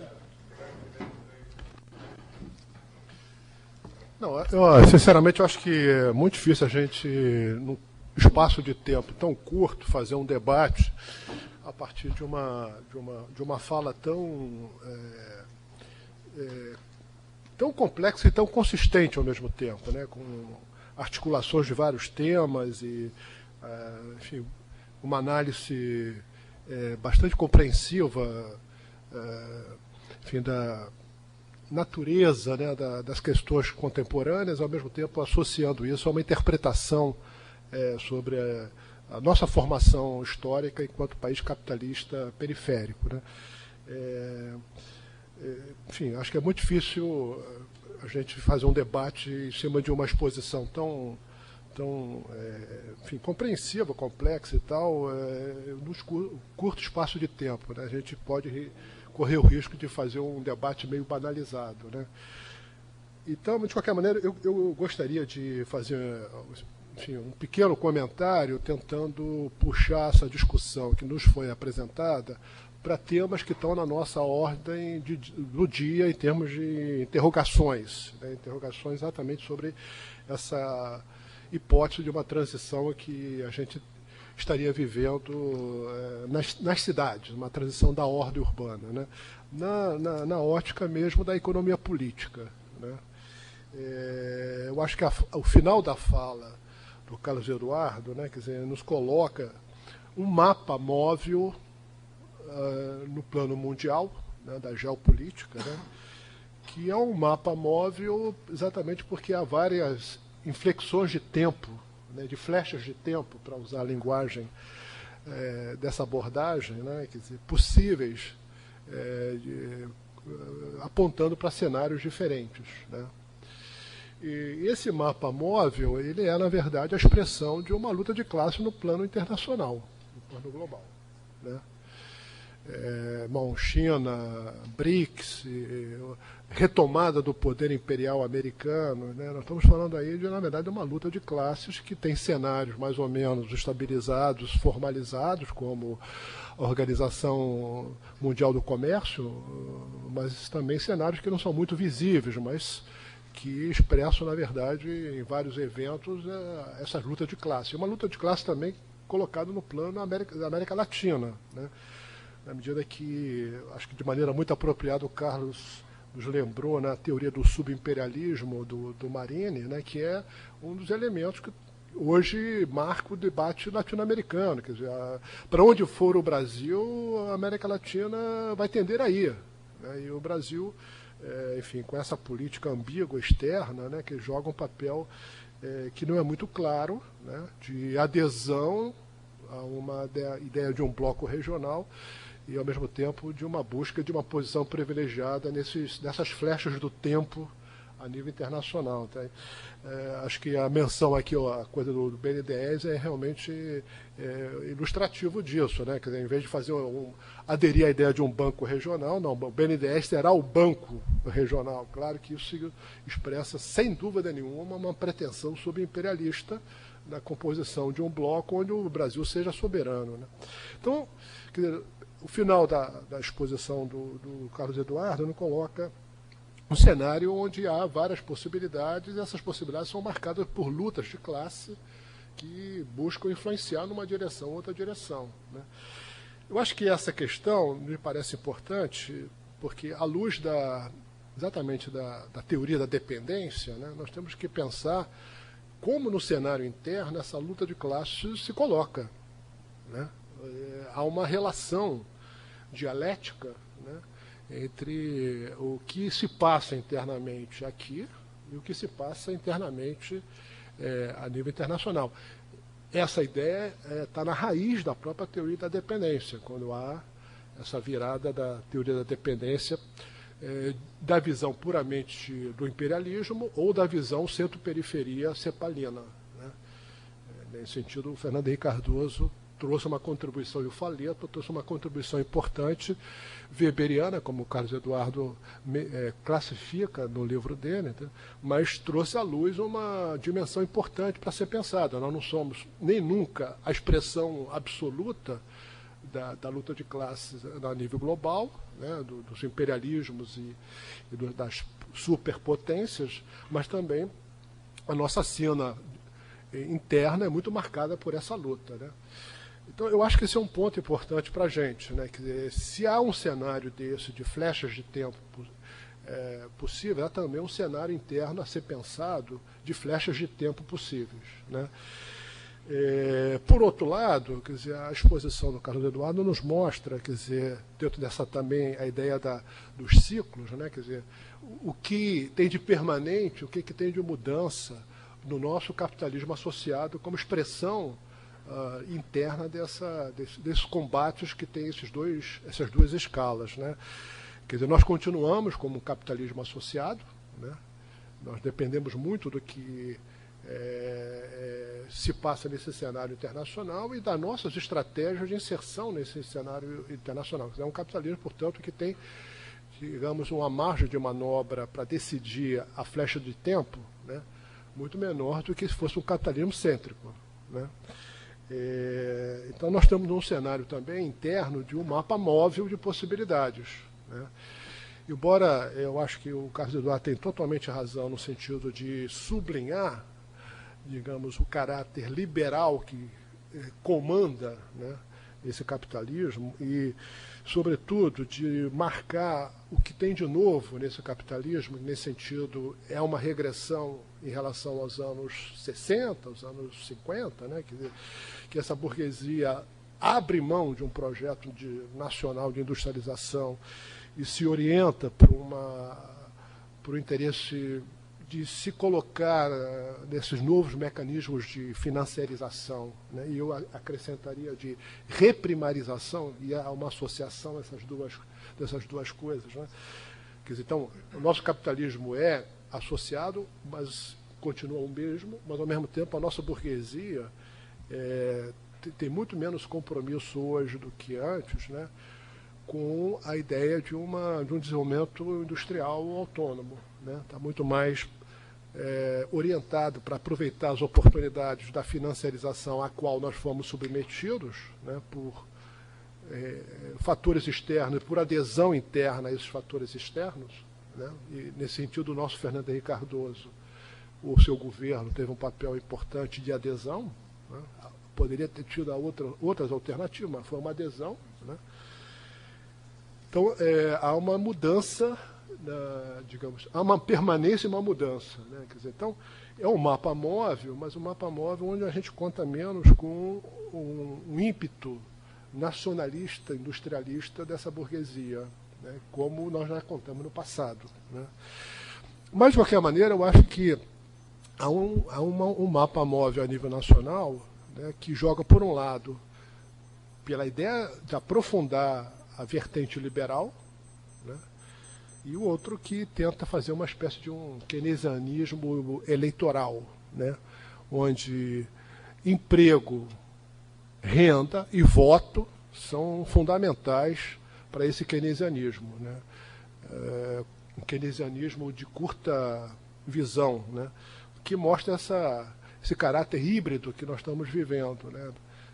Uma política social que pretende, inclusive, se ampliar. Agora, inclusive, né, nós vamos ter um ticket cultura. Né? O povo vai poder ir à cultura com essa nova vertente da política social, né? Por outro lado, uma série de orientações da política macroeconômica, né, que se submete à dinâmica liberal, né, e com essa política externa também ambígua, né. Eu estou dizendo isso porque na nossa questão atual, né, nós estamos muito pensando como a cidade e a maneira como a cidade está sendo gerida pode ter um impacto nas flechas de tempo interno que estão se constituindo como possibilidades de políticas mais liberais ou mais nacionais, ou mais autônoma, ou mais subordinada, mais associada, né? Porque enquanto esse mapa móvel se coloca no plano nacional, nas cidades, acho que os mapas são cada vez mais neoliberais, né? Sob o argumento das crises urbanas, sob o argumento da necessidade da gestão mais eficiente das cidades, né? Forças, às vezes, diferentes do ponto de vista da orientação política eleitoral, estão se orientando para o mesmo padrão de políticas urbanas, né? E aí o Rio de Janeiro, nesse sentido, é uma espécie de vanguarda, né, dessas políticas liberais, então, cujo sentido básico é promover um desenvolvimento mercantilizando a cidade, o máximo possível, né? Aí caberia até uma discussão que me parece muito interessante, do ponto de vista até teórico, né? O que significa mercantilizar a cidade numa cidade que sempre foi mercantil, mas tem sentido, porque é outro tipo de mercantilização que se trata agora, né? A mercantilização dos grandes investimentos, a mercantilização dos grandes protagonistas, dos atores, inclusive globais, né? Não é a mercantilização da favela, né? Que sempre foi organizada também por uma lógica de mercado, mas um mercado embebido nas instituições locais, mas agora se trata de colocar o preço e o mercado como centro da ordem urbana, né? O que exige uma série de transformações das formas de regulação da cidade, né? Até porque esses grandes investimentos tendem a se materializar no território durante um longo tempo, né? E isso significa sempre o risco de se desvalorizar pela desvalorização do território. Então tem que controlar o território nas formas de uso para que não haja nenhum risco a uma desvalorização eventual, porque a ordem urbana, a ordem de organização do território, do uso do território, ameaça, né? Vai que se faz uma favela ao lado ali do Hotel Glória, onde o Eike Batista comprou ali todo um complexo para fazer um grande investimento ali, de repente aquilo desvaloriza o território. Então, é uma mercantilização de outra natureza que está em jogo. Então, por que eu estou colocando isso? Porque eu acho que, de repente, as nossas cidades estão sendo uma espécie de laboratório neoliberais que pode ter muito impacto na afirmação de uma das flechas do tempo a nível nacional, né? Por exemplo, a parceria pública e privada, que é uma invenção neoliberal, nem foi a gente que inventou, mas foi experimentado ao nível local, ao nível da política urbana, hoje se torna uma política nacional, né, para resolver esse pacto que está colocado aí entre os interesses do Estado, que quer impulsionar a infraestrutura, e os interesses, do empresariado, né, com uma definição que não é muito clara. Quem é que vai ser quem vai lucrar, de fato, com essa coisa. Então, assim, eu acho que tem um tema interessante para a gente, que eu retiro da fala do Carlos Eduardo, que tem sentido para nós trabalhar com essa ideia de que as cidades hoje estão jogando um papel importante, ou podem jogar um papel importante, nesse processo de submissão cada vez maior a uma política de remercantilização ou de mercantilização da cidade, no sentido de criar experimentos neoliberais que se afirmam como possibilidades e acabam influenciando esse jogo ao nível nacional, né? Então, eu diria o seguinte: tem sentido essa ideia com a qual a gente está trabalhando, né? Por outro lado, tem sentido também, né, o quanto as cidades podem estar jogando, talvez, um papel semelhante a que as cidades jogaram, né, no período anterior, na construção de um pacto conservador, né, que foi exatamente o que aconteceu nesse industrialismo dos anos 50, 60, 70, né? Quer dizer, através da colocação da cidade nessa prática da acumulação própria da dependência e própria do Brasil dependente, que é uma acumulação sustentada por práticas monopolistas, né? A cidade foi colocada como uma espécie de arena específica de práticas monopolistas protegidas pelo Estado até quando o Estado não intervém, né? Como, por exemplo, não regulando a cidade e deixando a cidade à mercê da especulação imobiliária. Foi uma política de proteção nesse sentido, né? Quer dizer, não regular, deixar com que a cidade fosse apropriada pela dinâmica da especulação imobiliária, sem falar das obras públicas, né?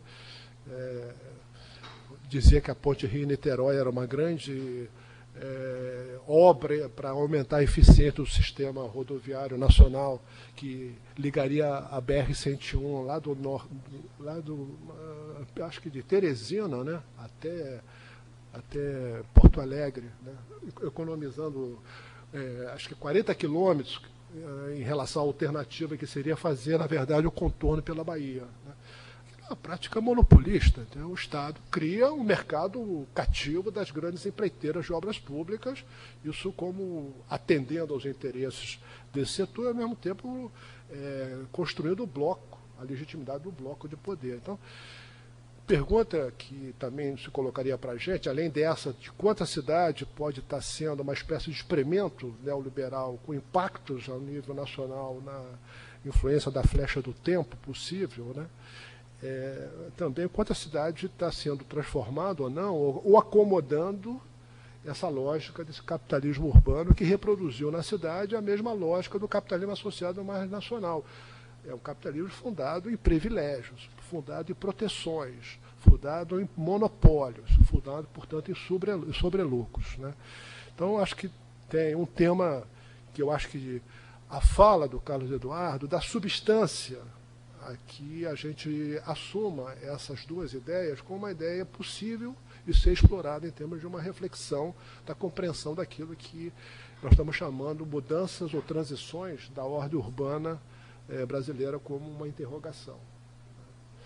Então, assim, eu acho que a tua palestra, as duas palestras, nos trazem muito subsídio do ponto de vista teórico e analítico, né, ampliando, inclusive, o escopo da nossa reflexão para entender o Brasil, mas no contexto que é o contexto onde a gente deve realmente cada vez mais colocar a compreensão do Brasil, né, que no contexto global, sempre foi assim, mas eu diria que o que tem de novo na etapa da globalização natural do capitalismo é que essa escala mundial hoje conta ainda mais do que contava antes, né? Então, colocar essa perspectiva é uma grande contribuição também porque nos trouxe de uma maneira muito sistematizada uma literatura que dá conta de compreender essa escala, que é toda essa literatura organizada em torno do sistema mundo moderno, a economia mundo, e articulado com uma propriedade fantástica, entendeu? É realmente muito impressionante a tua capacidade de transformar esses temas que são complexos em temas fáceis de compreender e compreender vendo ele operar, né? Não é a apresentação do conceito de maneira abstrata, entendeu? E essa discussão nossa sobre a fase atual, né, as flechas de tempo aí que estão colocadas para a gente. Então, eu acho que valeu a pena muito, entendeu, ter tido esses dois contatos com você. Espero que a gente possa reproduzi-los em outros momentos, entendeu? Eu acho que a gente sai daqui, ou pelo menos sai daqui, se olha, algumas ideias nossas estavam colocadas de maneira um pouco espontânea, pouco elaboradas. Eu acho que agora nós temos elementos para elaborá-las melhor como orientação do nosso trabalho, entendeu? Nós temos um problema aqui, né, Breno, de deixar o auditório.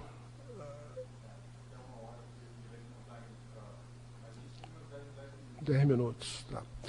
Eu não sei se você quer fazer algum comentário antes. É